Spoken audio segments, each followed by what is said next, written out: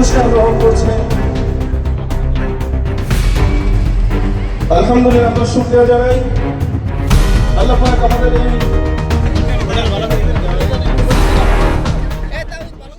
টাঙ্গাইলের নুরানি স্কলারশিপ 2025 কৃতি শিক্ষার্থীদের সংবর্ধনা।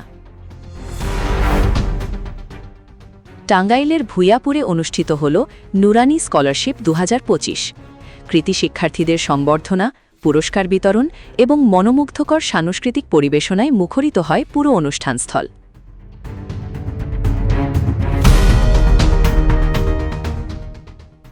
শনিবার সকালে ভূঁইয়াপুর সরকারি পাইলট উচ্চ বিদ্যালয়ের মাঠে আয়োজিত এ অনুষ্ঠানের আয়োজন করে টাঙ্গাইল জেলা নুরানি শিক্ষক ফাউন্ডেশন। সকাল 11টায় শুরু হওয়া এ আয়োজন পরিণত হয় এক মিলন মেলায়। অনুষ্ঠানে সভাপতিত্ব করেন হাফেজ মাওলানা মাহফুজুর রহমান, মুহতামিম আসাদুজ্জামান খান দারুল উলুম মাদ্রাসা। প্রধান অতিথি হিসেবে উপস্থিত ছিলেন টাঙ্গাইল 2 আসনের সংসদ সদস্য এবং বিএনপির vice chairman advocate Abdus Salam Pintu. বিশেষ অতিথি হিসেবে উপস্থিত ছিলেন উপজেলা নির্বাহী অফিসার মোহাম্মদ মাহবুব হাসান, সহকারী কমিশনার ভূমি মোহাম্মদ রাজীব হোসেন, ভূঁইয়াপুর থানার অফিসার ইনচার্জ মোহাম্মদ সাব্বির রহমান সহ প্রশাসনের ও রাজনৈতিক অঙ্গনের বিশিষ্ট ব্যক্তিবর্গ। এছাড়াও উপস্থিত ছিলেন স্থানীয় শিক্ষা প্রতিষ্ঠানের প্রধান শিক্ষক, সাংবাদিক নেতৃবৃন্দ এবং বিভিন্ন সংগঠনের প্রতিনিধিরা।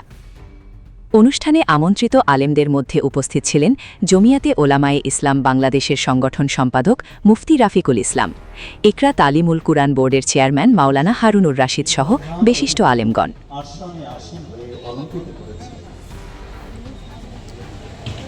আমি নলিন বাজারে অতিথি ভূঁইয়াপুর এবং গোপালপুরের সকলের সুপরিচিত শ্রদ্ধাভাজন মজলুম জননেতা অ্যাডভোকেট আব্দুস সালাম পিন্টু সাহেব। অনুষ্ঠানের সবচেয়ে আকর্ষণীয় পর্ব ছিল পুরস্কার বিতরণ। শুরুতেই টাঙ্গাইল জেলা নুরানি শিক্ষক ফাউন্ডেশনের সভাপতি শেখ মাহাদি হাসান শিবলি প্রধান অতিথি অ্যাডভোকেট আব্দুস সালাম পিন্টুর হাতে সম্মাননা তুলে দেন। এরপর সর্বোচ্চ নম্বরপ্রাপ্ত শিক্ষার্থী নাফিস আহমেদের হাতে একটি সাইকেল তুলে দেন প্রধান অতিথি। পর্যায়ক্রমে ট্যালেন্ট পুলে উত্তীর্ণ শিক্ষার্থীদের মধ্যেও সাইকেল বিতরণ করা হয়। অন্যান্য মেধাবী শিক্ষার্থীদের মাঝে ক্রেস্ট ও সনদপত্র প্রদান করা হয়। প্রধান অতিথি অ্যাডভোকেট আব্দুস সালাম পিন্টু বলেন, নুরানি শিক্ষার প্রসার এবং দ্বীনি শিক্ষায় শিক্ষার্থীদের আগ্রহ বৃদ্ধি এখন সময়ের দাবি। তিনি কৃতি শিক্ষার্থীদের অভিনন্দন জানিয়ে বলেন, ভবিষ্যতে তারা দেশ ও জাতির গুরুত্বপূর্ণ সম্পদ হয়ে উঠবে।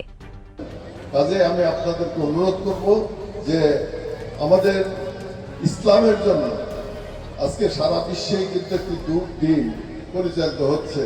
কাজে ইসলামিক শিক্ষা ব্যবস্থার মধ্য দিয়ে আমাদের সেই দুর্দিন কাটিয়ে উঠতে হবে।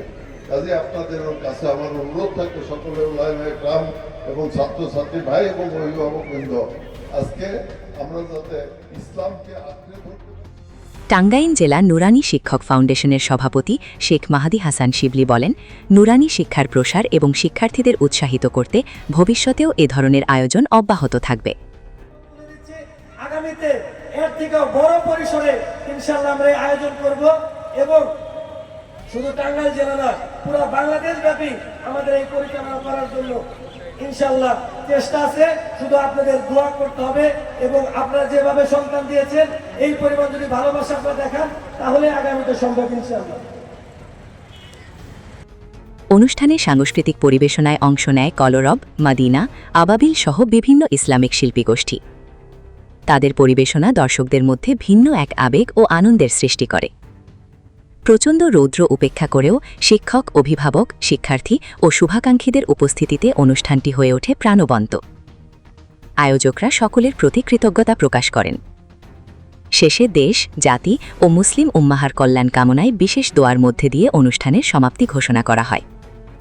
টাঙ্গাইলে নুরানি স্কলারশিপ 2025 শুধু একটি পুরস্কার বিতরণ নয়, বরং এটি হয়ে উঠেছে শিক্ষার্থীদের অনুপ্রেরণা ও ভবিষ্যৎ গড়ার এক গুরুত্বপূর্ণ প্ল্যাটফর্ম।